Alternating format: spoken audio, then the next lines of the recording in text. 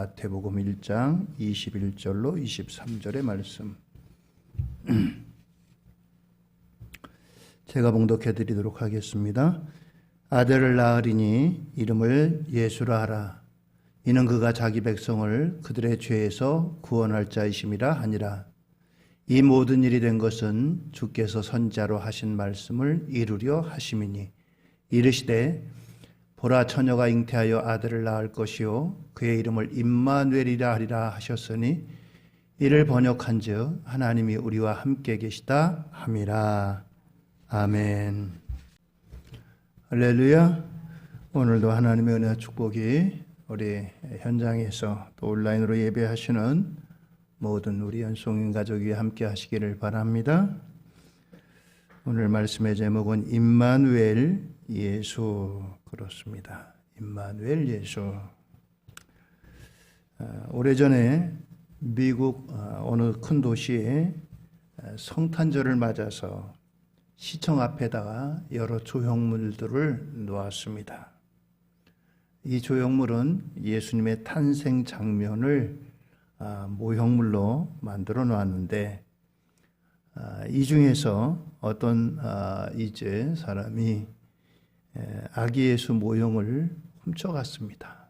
남아있는 것들은 예수님의 아버지인 요셉, 또 어머니 마리아, 그리고 탄생을 축하하기 위해 찾아온 동방박사, 그리고 들판에서 양을 치던 목자들, 이런 인형들은 다 남아있는데 예수님 인형은 가져갔던 것입니다.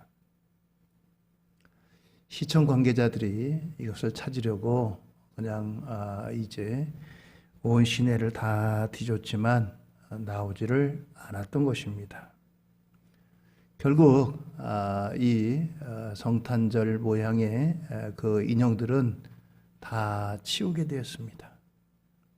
성탄절의 주인이 이제 주인공이 예수님인데 예수님 없이 요셉, 마리아, 동방박사, 또 그리고 이제 들판의 목자들, 무슨 의미가 있겠어요? 그래서 이 인형들을 다 치웠다고 합니다. 오늘날 우리가 보내는 성탄절은 과연 성탄의 의미를 제대로 알고 지내고 있는가? 참 우리가 다시 한번 생각해 보게 됩니다. 세상이 그러는 것은 상업적인 것 때문에 그렇다고 할지 모르겠어요. 그런데 교회 안에도 예수님 대신에 산타가 더 주를 이루는 이와 같은 성탄절은 우리가 깊게 생각해 보아야 될 것입니다. 하나님이신 분이 이 땅에 오신 얼마나 이제 큰 사건이, 가톨릭에는 교황이라고 하는 직분자가 있습니다. 자기들 말로는 베드로의 후예래요. 예수님의 12제자 가운데 수제자가 베드로잖아요.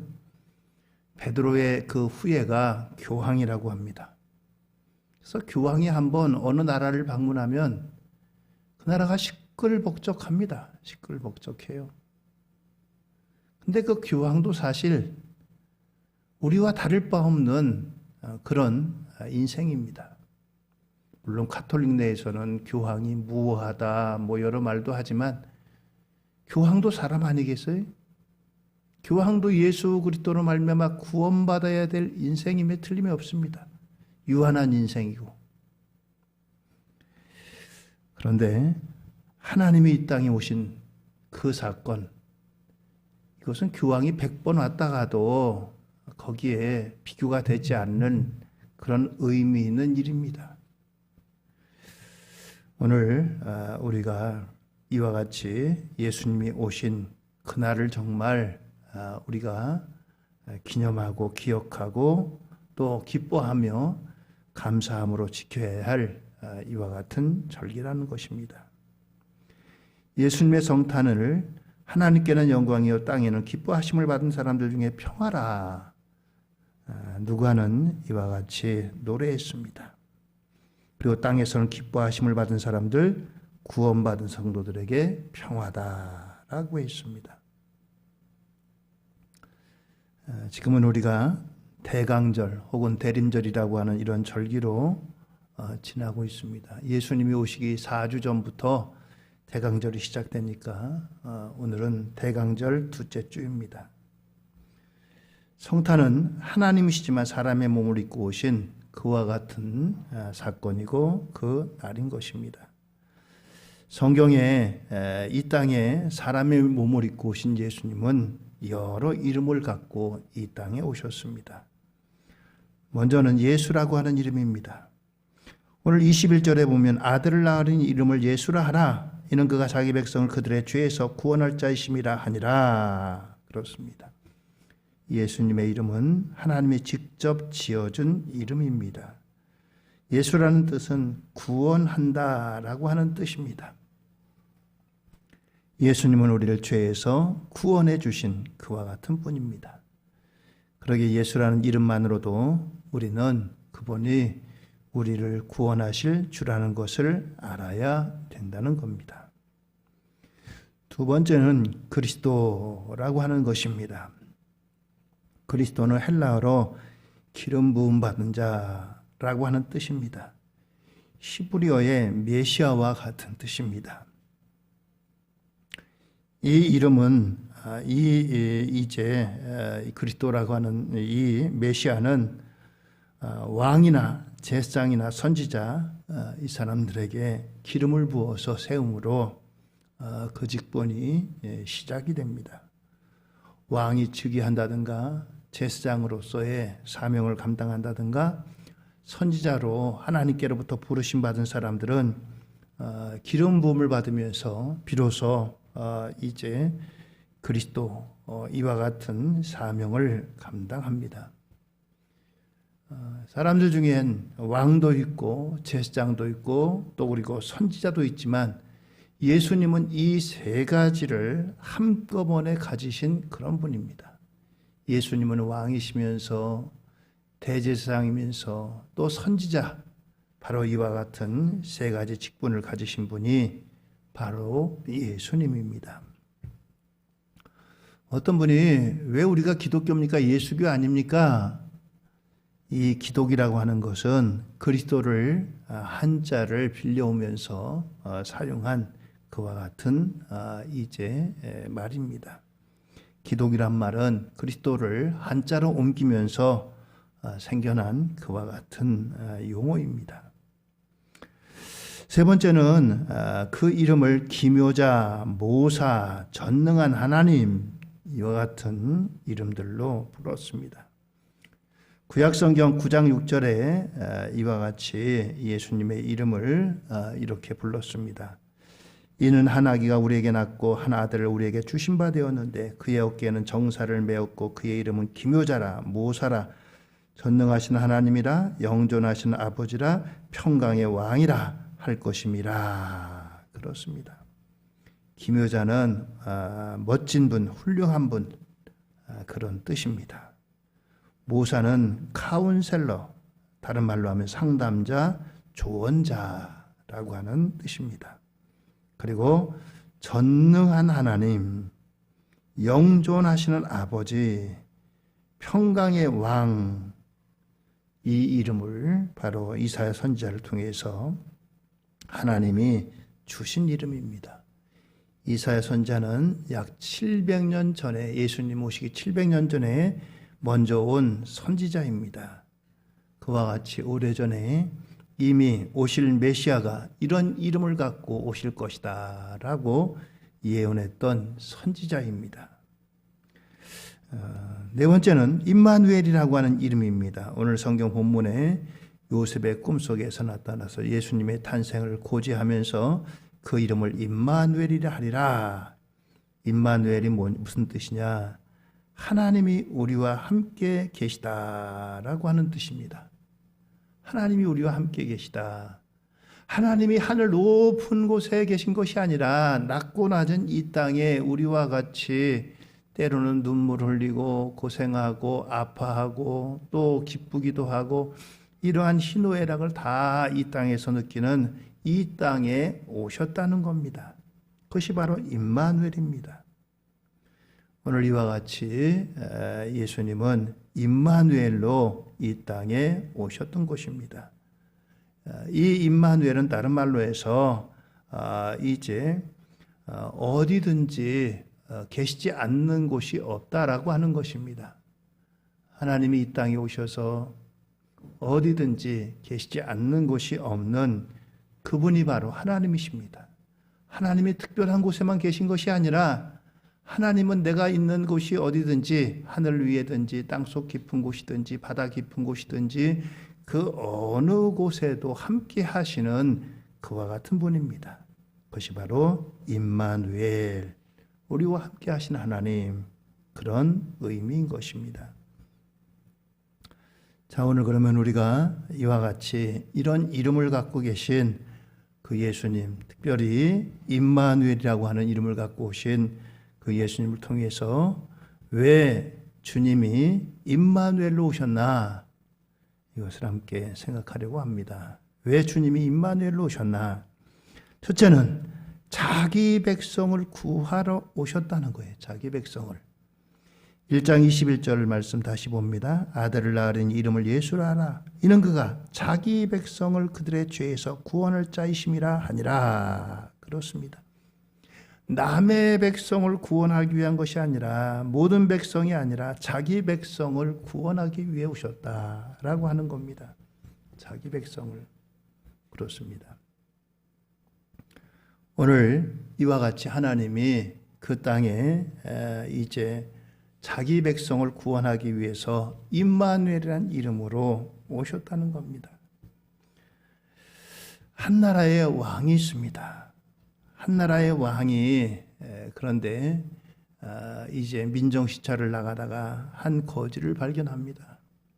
그 거지를 발견하고 너무너무 측은해요.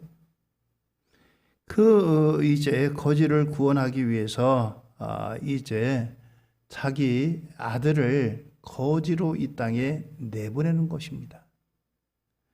야, 너도 이제부터 왕이 아니라 거지로 저 사람과 똑같이 옷 입고 저 사람과 똑같이 살아가.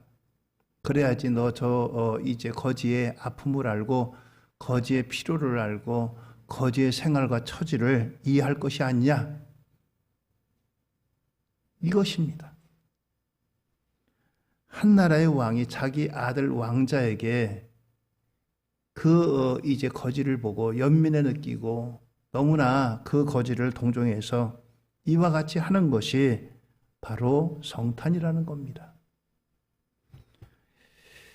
오늘 이 일은 바로 이와 같은 이제 비유로 할 수 있습니다. 하나님이 자기 아들을 버리시고 이 땅의 백성을 구원하기 위해서 오신 그 일이 바로 임마누엘입니다. 자기 백성을. 오늘 하나님 앞에 부르심 받은 저와 여러분들은 하나님이 아끼시는 자기 백성이라고 하는 것입니다. 남의 것과 자기 것은 분명히 다릅니다. 남의 것이 아무리 좋아도 그것은 아무 의미가 없습니다. 내 것이 혹은 부족하지만 거기에는 의미가 있습니다.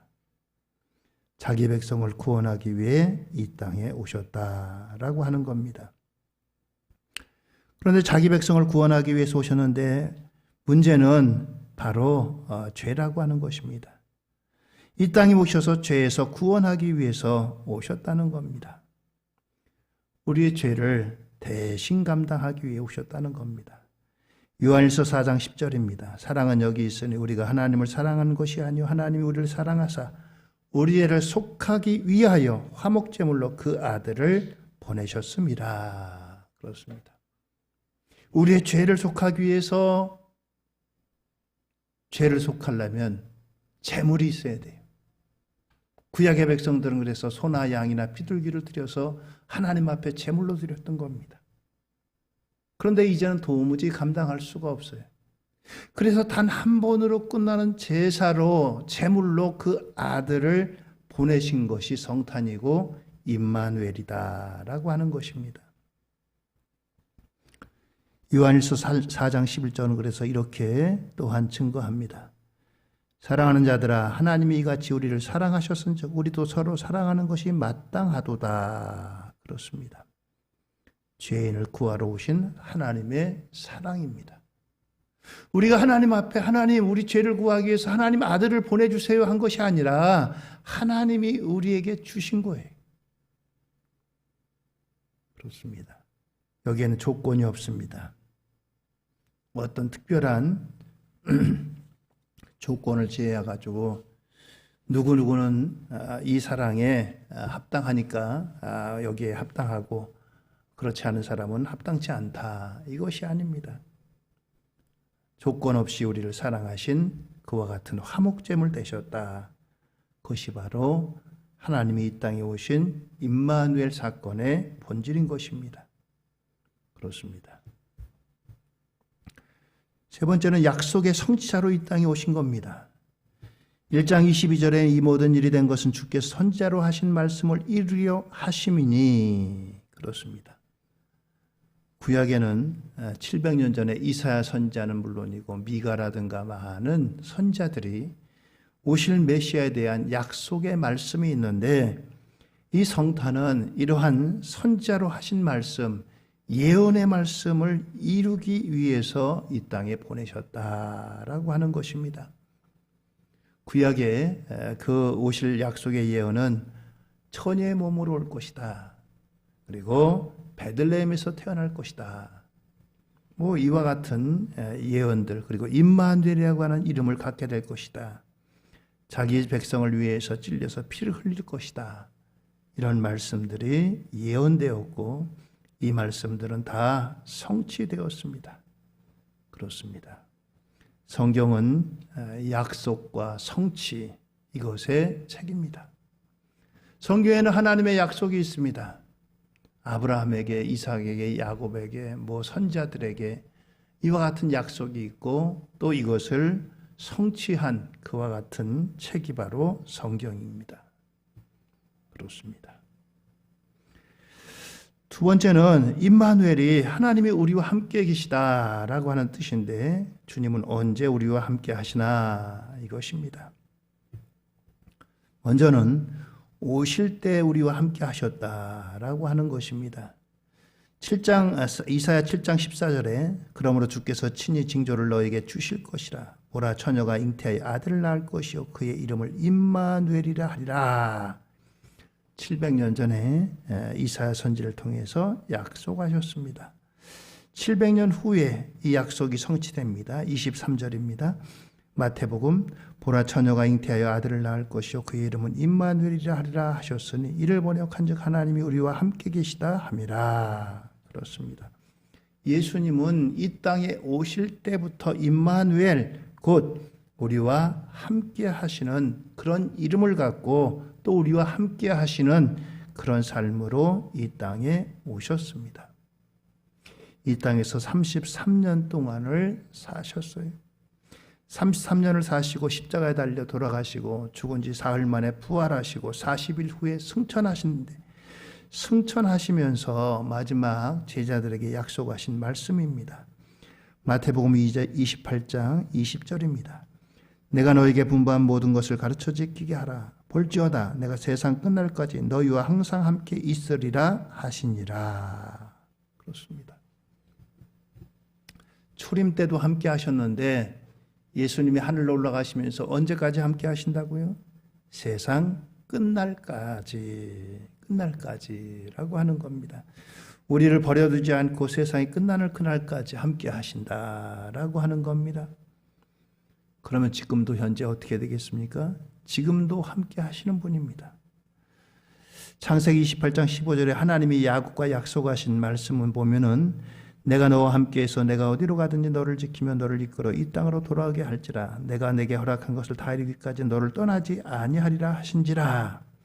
야곱이 한밤중에 야반도주 하는 가운데 이 야곱에게 하나님께서 약속하신 말씀입니다. 외삼촌 라반의 집으로 갈 때 내가 너와 함께 하겠다. 내가 어디로 가든지 너를 지키겠다. 오늘 이 야곱에게 함께 하신 하나님이 우리와 또한 함께 하시는 겁니다. 역대상 17장 8절입니다.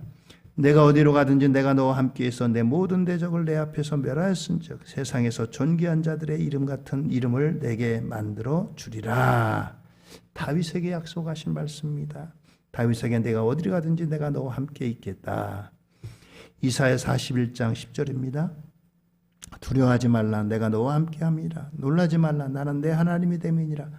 내가 너를 굳세게 하리라. 참으로 너를 도와주리라. 참으로 나의 의로운 오른손으로 너를 붙들리라. 그렇습니다. 하나님은 과거에만 함께 하시는 분이 아닙니다. 미래에만 함께 하실 분이 아닙니다. 오늘 현재에도 함께 하시는 분입니다. 코로나19 중에도 함께 하십니다. 코로나19 오미크론이라고 하는 변종이 인천 시내를 덮고 있습니다. 하나님이 우리 택한 백성들을 지켜주시고 또한 그 가운데 함께 하실 줄로 믿습니다. 우리가 방역을 위해서 조심하고 또 우리가 방역을 잘 지키면 됩니다. 그래서 오늘 이렇게 이제 우리가 이러한 가운데도 하나님이 함께 하시고 지켜주심에 놀라운 은혜가 오늘 이 시간에도 우리와 함께 하신 줄로 믿습니다. 자, 그러면 우리는 어떻게 살아야 될까? 임마누엘, 우리와 함께 하시는 이 주님과 함께 하심을 믿는 성도로서 어떻게 살아야 되느냐? 먼저는 주님이 오심을 기뻐해야 됩니다. 성탄은 그 어떤 일보다도 기뻐할 일입니다. 목자들도 기뻐하고 들판에서 달려왔습니다. 동방박사들은 먼 페르시아에서 이 별을 보고 달려왔다고 했습니다. 오늘 우리는 얼마나 기뻐하나요? 진정으로 기뻐하고 또 항상 기뻐해야 됩니다. 누가복음에 보면 시므온 또 그리고 안나 선지자 그들 모두가 하나님의 주님이 이 땅에 오심을 기뻐했다고 했습니다. 오늘 우리가 이 땅에서도 하나님이 이 땅에 보내신 하나님이 이 땅에 오신 성탄을 기뻐하며 우리가 기쁨으로 맞이해야 되겠습니다. 두 번째는 두려워 말고 담대해야 된다는 거예요. 예수를 믿는 사람에게는 하나님의 이제 함께 하심을 믿고 우리에게 함께 하심을 의지해서 담대해야 됩니다. 마태복음 10장 30절로 31절에 너에게는 머리털까지 다 세신 바 되었나니 두려워하지 말라. 너희는 많은 참새보다 귀하니라. 왜요? 우리와 함께 하시기 때문입니다. 예레미야 1장 18절에도 너는 그들 때문에 두려워하지 말라. 내가 너와 함께하여 너를 구원하리라. 나 여호와의 말이니라. 그렇습니다. 우리를 악에서 구원하시고 고난에서 구원하신다고 약속하고 있습니다. 이처럼 함께 하시기 때문에 우리에게 이제 이러한 가운데 두려워하지 말라. 더 나아가서 우리에게 담대하라 라고 말씀합니다. 두려워하지 않는 이와 같은 것에서 머물지 않고 담대함으로 나아가라 라고 하는 겁니다. 요한복음 16장 33절입니다. 이것을 너에게 이른 것은 너희로 내 안에서 평안을 누리게 하려 함이라. 세상에서는 너희가 환난을 당하나 담대하라. 내가 세상을 이겼노라. 그렇습니다. 예수님께서 이처럼 오늘 우리에게 담대하라. 세상을 이겼다라고 했습니다. 오늘 우리가 코로나19 때문에 위축이 되고 또 많은 이제 두려움이 있습니다. 그러나 하나님께서 함께 하심을 믿고 또 방역 수칙을 잘 지키면서 우리가 이 땅에서 담대함으로 살아가는 저와 여러분들 되기를 바랍니다. 오늘 이처럼 하나님께서는 우리에게 이러한 담대함을 요구하고 있습니다. 담대함과 함께 무엇보다도 이 땅에 오신 주님을 증거하는 일이 성탄에 우리가 해야 될 일입니다. 사도행전 23장 11절에는 사도 바울의 증거가 있습니다. 그날 밤에 주께서 바울 곁에 서서 이르시되 담대하라. 내가 예루살렘에서 나의 일을 증언한 것 같이 로마에서도 증언하여야 하리라 하시니라 라고 했습니다. 바울이 복음을 증거하는 가운데 감옥에 갇혀 있습니다. 이때 부활하신 주님이 함께 하셨습니다. 복음을 위해 감옥에 갇힌 바울에게 찾아오셔서 말씀하십니다. 그래서 예루살렘에서 전한 것 같이 로마에서도 전하라는 것입니다. 핍박이나 환난을 두려워 말라는 것입니다. 오늘 이처럼 이제 성탄으로 이 땅에 오신 임마누엘 주님은 우리가 증언해야 될 귀한 소식이고 기쁨의 소식입니다. 육상 경기 가운데 제일 먼 거리를 뛰는 게 마라톤이라고 하는 경주입니다.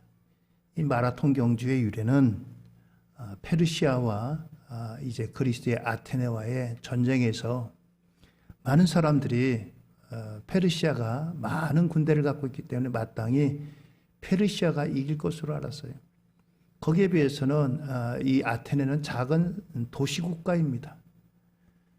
제국하고 도시국가하고 싸우면 어떻게 되겠어요? 전쟁에 동원되는 군인이라든가 또 이제 무기라든가 배라든가 이런 것들 비교가 안 됩니다. 그럼에도 불구하고 이제 아테네가 페르시아를 물리쳤어요. 전쟁에서 승리한 이 소식을 안고 병사가 자기 조국에게 이 전쟁의 기쁜 소식을 전하기 위해서 광야를 평원을 뛰고 뛰었습니다. 뛰고 뛰어가지고 마침내 아테네에 도착해서 자기 조국 시민들에게 전쟁에서 우리가 승리했습니다. 이 소식을 전하고는 죽었습니다. 그래서 이 일을 기념해서 그 병사가 뛴 거리를 이제 마라톤이라고 하는 평원을 뛰었는데 그 이름을 붙여서 마라톤 경주가 생겨난 겁니다. 전쟁에서 승리한 기쁜 소식도 목숨을 걸고 이와 같이 전하는데 만왕의 왕이신 하나님이 이 땅에 오셔서 우리를 구원하신 그 사건은 그 어떤 큰 뉴스와도 비교가 되지 않습니다. 아테네가 이제 페르시아에 이긴 승전한 그 소식 그것과는 비교가 되지 않습니다. 온 세상의 모든 인생들에게 구원을 가져다 줄 그런 이름으로 오셨는데 오늘 그 이름을 힘써 증거하는 오늘 대림절에 저와 여러분들 되기를 바랍니다. 오늘도 임마누엘은 우리와 함께 하시는 하나님의 놀라운 증거입니다. 임마누엘의 축복과 은혜에 부끄럽지 않는 성탄절을 예비하고 맞이하는 우리 연수민의 가족들 모두가 되기를 예수님의 이름으로 축원드립니다. 기도하시겠습니다.